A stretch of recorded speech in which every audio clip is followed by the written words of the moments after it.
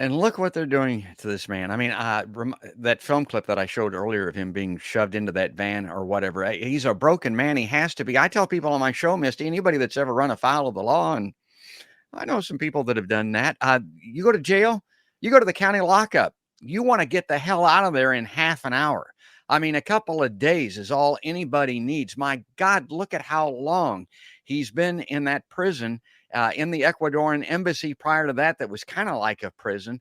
The solitary confinement thing. I mean, my God, what a crime this is. Okay, before we run out of time, let me bring this last one up and see what I had here. PBG fast fact number 5. The fact that most Americans are either incapable or unwilling to understand the significance of the Assange case shows how effective propaganda is in this country, Misty.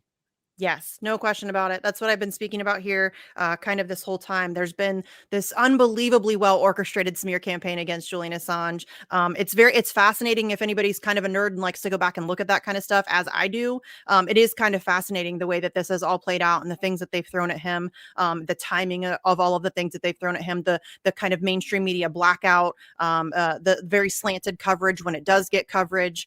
It's all very intentional and it's been very well orchestrated, and it's all been designed to dehumanize and delegitimize and kind of, create this environment where people just they're very apathetic about what happens to Julian Assange. They've made it into this thing where it's about Julian Assange as a person, and you don't like him, so you don't care. I've never met him. I don't know what he's like. You know what I mean? I know people that know Doesn't make any him. difference. Yeah. It doesn't make a difference. And the treatment that he's receiving right now is it is truly grotesque. He is somebody who has zero history of violence. He's a journalist and a publisher, and he is being held in Belmarsh Prison, which has been labeled the Guantanamo Bay of the UK. He has been essentially in solitary confinement for over 3 years.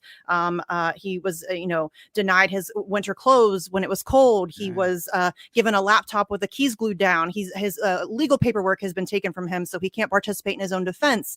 His visits have been limited. His ability to speak with his lawyers has been limited. There's just been an unbelievable track record of just horrendous treatment that he has had to endure over the past 3 years or so.